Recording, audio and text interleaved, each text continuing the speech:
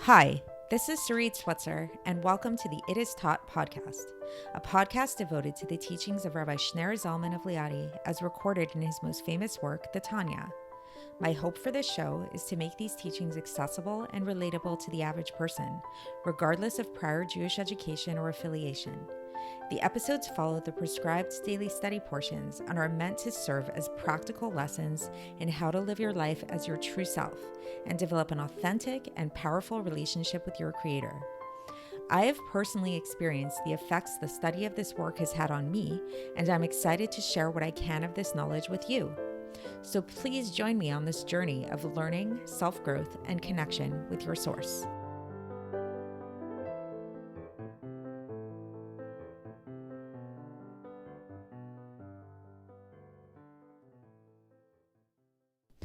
Hi, and welcome to the It Is Taught podcast. This is episode 453 for the 27th of Shevat in a regular year. Yesterday, we talked about internet trolls and how, especially over COVID, it was really common for people, but I think pretty much in our culture, even still now, for people to post random comments on people's Facebook posts or Twitter feeds that really have nothing to do with the topic at hand, and to kind of like instigate a fight. And unfortunately, a lot of us, including me, tend to sometimes fall into the debate and fall into answering these internet trolls, even though really, as we learned yesterday, the best advice is really to ignore these people. Because as I soon learned through countless of these debates, these people who are posting these comments, these random comments, are really not coming from a logical place. They're not actually looking for an intelligent debate, but they're just looking to stir trouble. They're coming from an emotional space. There's something else going on, and it's not something intellectual. These are not reasonable people who are in a healthy emotional state for the most part, internet trolls. So today we're going to talk about why it is that we do get sucked into these debates. Why do we get sucked into these discussions with these people who are really illogical, who are really not rational, who are just looking to stir up trouble? And we're going to understand this as an analogy to help us understand why it is that we can get distracted by inappropriate thoughts while we're praying and learning Torah, and how to prevent ourselves from getting distracted by these things. So the basic idea, the simple answer to it all, is that why do we get sucked into these Facebook debates, these, engage in these conversations with these internet trolls, is we take them too seriously. We over-identify with them. We see ourselves, as these very rational people, and hopefully you are somewhat of a sane person, and if you post something on Facebook, you don't have a malicious intent behind it. You're just looking to share something that you found interesting about your life, or about something that you read on the news, or whatever it is.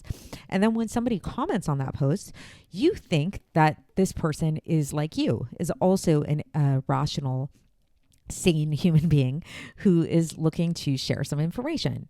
Now that's the problem. That's the mistake, because yes, there are many people on Facebook who are like that. Hopefully most of the people on Facebook are rational, especially the people that you're friends with on Facebook. Hopefully they are nice, rational people who do want to just share and engage in a healthy conversation. But unfortunately, there are a lot of people who don't. And it's really important to recognize who's who. And that's the mistake that we make, and why we get sucked into these debates, is sometimes we don't recognize who's who. And so the same thing happens when we pray. So this is where we're going to transfer it over into the spiritual discussion. When we're praying and when we're learning and we get an inappropriate thought, we've already learned that we should not engage this thought. We should not start, trying to psychoanalyze ourselves and try to figure out where this thought is coming from. That's not going to be productive, but rather we should push it aside. One could say we should repress this thought. Okay, but why? So it sounds simple enough. So why do we have this battle? Why is it that this isn't the easiest thing to do? Why do we have this tendency to, while we're praying or while we're learning, we have this inappropriate thought, and we have this tendency where we immediately want to explore it. We want to engage it. We want to berate ourselves for having this thought, like, oh man, I thought I was in such a holy space, and then now here I am thinking about this stuff. Like, what is going on here? Why am I doing this? So the Alter Rebbe says the mistake, the reason why, as we're going to learn today, the reason why people make this mistake, why we tend to make this mistake of indulging in these inappropriate thoughts instead of just immediately pushing them away, is because we make the mistake of thinking that these inappropriate thoughts are us. We forget that, as we've learned already in the Tanya, that we don't just as Jews have one soul, but we actually have two souls. And these two souls are at constant war and constant battle with one another. So when you're praying, when you're davening, when you're engaged in Torah study, you are engaged with your highest self, with your godly self, with your godly soul. And when you're engaged with your godly soul, guess what? There's another soul going on. There's your animal soul. And this animal soul really is not the deepest side of you. It's not the part of you that's most connected to God, but it's there, and it's going to come in and it's going to start to stir up trouble. So what's the remedy for this? The remedy is not to overly engage with this thought, with these inappropriate thoughts. Because if we do engage with these inappropriate thoughts, what happens is we bring ourselves down to their level. We degrade ourselves into the level. Like when we engage with a troll on the internet, we become, God forbid, like that troll. It's like we're bringing ourselves down to their level. George Bernard Shaw has a really good quote that sums this up. He said, "Never wrestle with a pig. You just get dirty and the pig enjoys it," which really aptly explains this process as to why we should really not engage with these internet trolls, these inappropriate thoughts. Just when they come up, ignore them and make yourself stronger. Make your godly soul stronger. Get more attuned and in touch with your godly soul. Now, truthfully, there are going to be times when this is going to be really difficult because this, the Yetzer Hara, the evil inclination, the animal soul, is a very sly type of person. These internet trolls, they really sometimes, they have a lot of power to suck you in. So we'll see towards the end of this section today that the remedy for that is to ask God for help, to humble ourselves, to realize that sometimes, we'd like to think that we are really strong and that we can wage this war on our own. Sometimes we actually have to give it up to God and ask God to save us from this situation. So let's get into the text and see how the Alter Rebbe explains this. And for context, we are concluding chapter 28 today of Likkutei Amarim. So the Alter Rebbe begins today's section by debunking a commonly held belief, a commonly held mistake that many people have. What's this mistake that they make? That if a person is getting these foreign thoughts, it means that their prayer is nothing and it's in vanity, it's vain. And if a person would be praying properly, they would not get these kind of foreign thoughts. So a person might think that while they are getting these foreign thoughts, while they're praying, it's like, oh my gosh, I thought I was here praying to God. I had good intention and everything, but look at me. I'm such an idiot. I'm such a loser. I'm obviously not praying properly if I'm getting these kind of thoughts. The Alter Rebbe is saying, no, that's not the case. The truth is, this would be true if a person only had one soul, and this was the one soul that was praying, and this same soul that was praying was also the same soul that was thinking about these foreign thoughts. But the truth is, as we talked about and as we learn, a person actually has two souls that fight one with the other in the mind of man. Each one has a different will, and each one wants to rule over the body and wants to rule over the mind totally on its own. And thus, anytime a person experiences some type of thinking that comes from, that has to do with Torah or fear of heaven, this all comes from the godly soul. These are the thoughts of the godly soul. And by contrast, any thoughts and words that have to do with the world, that are more like have worldly oriented, these come from the animal soul. And it's just that the godly soul is enclosed within the animal soul. So meaning to say, this is why when a person is praying, it's like they become conscious. They may become conscious of these foreign thoughts, even though it's not coming from the godly soul. It's coming from the animal soul, but they become enclosed in the godly soul. So it sort of becomes confusing and it feels like it's coming from the godly soul. And the Alter Rebbe says that this is like an analogy of a person who is praying with great intention, and standing in front of him is a very evil, wicked idolater who starts talking to him and starts trying to confuse him and distract him from what he's praying.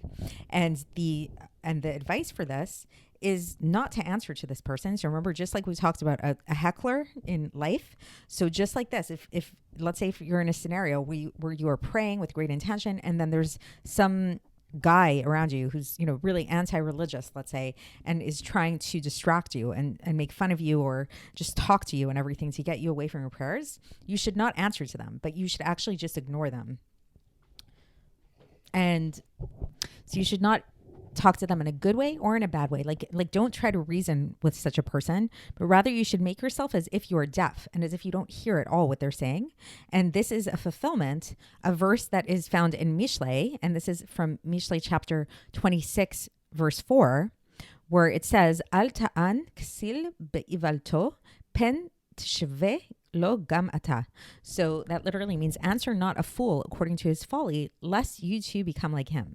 So I'm sure you've heard this idea before, that it's sort of like if somebody is insulting you or making fun of you or whatever, it's like if you answer the person and if you start engaging with the person, you kind of you fall into the mud like them. Like there are a lot of different sayings that have to do with that. So there's a saying that's actually attributed to the author George Bernard Shaw, that's along these lines, where he said, I learned long ago never to wrestle with a pig. You get dirty, and besides, the pig likes it.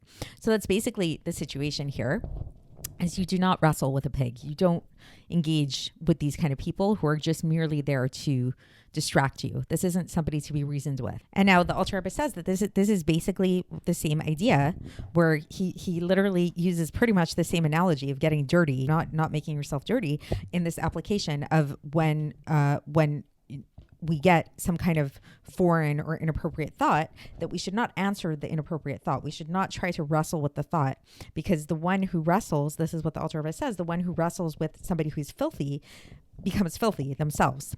But rather, you should make yourself as if you don't know and you don't hear these thoughts. So really, you should ignore these thoughts. So just like you would ignore a physical, actual live heckler, your thoughts are also a heckler like that you should ignore. And you should push them outside of your attention, and you should increase in your intensity and with your energy of the intention that you have towards God. And if it's difficult for you to do this, says the Alter Rebbe, to push them outside of your attention because they are so bothersome, and it's really, sometimes it does happen that a person has these kind of thoughts and they're not just like passing thoughts, but it's actually really bothersome and they're really, really distracting in a really strong way, then what should you do in that case? You should humble your soul to God and beg to God in your thoughts to have mercy on you.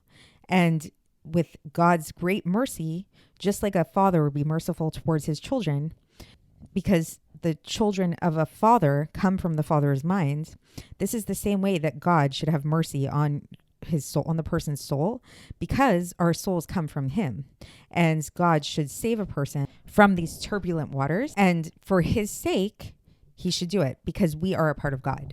So basically it's like if it becomes too distracting, then a person should really plead for mercy and ask God and say, God, we come from you, and please have mercy on us to help us out in this instance. So that's the end of the chapter. So just to recap, what we learned today is we talked about the idea that just like the best solution to dealing with a physical heckler, which is something that we all kind of learn at some point or another in our lives, hopefully, is to ignore them and not to engage them in conversation, not to try to change their mind or elevate them or anything like that. This is the same approach that we should have with inappropriate thoughts, that when we are in the middle of praying to God or studying Torah or any other type of spiritual pursuit, if we get an inappropriate thought at that time, we should not try to transform it. We should not try to get to the bottom of it and be like, why am I thinking this right now? What is going on for me? And go into a whole psychoanalysis or anything like that. We simply should ignore it, and we simply should push it out of our mind and focus on our attention elsewhere.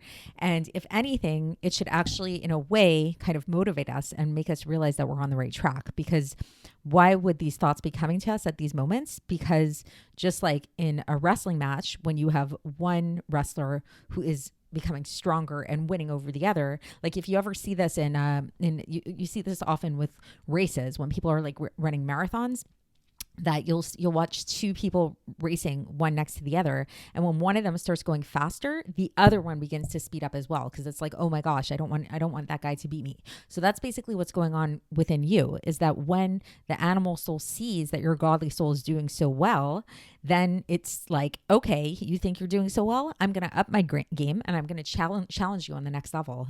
And so I think this is really good. So aside from the fact that that this is really good advice in terms of serving God, I think one of the things that you may have recognized at this point in Tanya, and I think one of the reasons why the book of Tanya is so popular, is because it's really, really good psychology. It's really good psychological advice for pretty much anything in life. So obviously we want to, our main focus is in terms of serving God, but we really can apply this to really everything. It's very commonsensical in a way that if you're going about your day, you're doing things, you're being productive, and you're trying to live your life, and you start getting all kinds of thoughts of self-doubt, of distractions, of things pulling you in all kinds of different directions that really have no basis in reality and that really are illogical. And sometimes it's not always clear to see that they're illogical, but if deep down you'll know that this is something that's distracting you from your purpose. The best advice that the Alter Rebbe is giving here really is behavioral therapy. It's push the thoughts aside and keep going with your life. You don't have to get and engage with every single thought and psychoanalyze every single thought that you have and why you're thinking this and what's going on. That's not necessary. Sometimes what we need to do is literally just to push aside our thoughts and focus our attention elsewhere. And wherever we focus our attention, that's where we're going to go. And so that is the chapter for today. And tomorrow we're going to move on, chapter 29, and I will speak to you then. Thanks for listening to the It Is Taught podcast, hosted by Sarit Switzer. This podcast is dedicated in loving memory of my maternal grandfather, Avraham Yitzchak ben Binyamin HaKohen of blessed memory. Music by Shoshana. If you enjoyed this episode and would like to support the show, please share it with others and subscribe on YouTube, Apple iTunes, Spotify, or wherever you listen to podcasts. And make sure to leave us a 5-star review. To find out more about the It Is Taught project, including more information on my soon-to-be published book, please visit our website, itistaught.com. To catch the latest from me, follow me on Facebook, Instagram, and Twitter. Looking forward to speaking with you tomorrow, and until then, have a great day.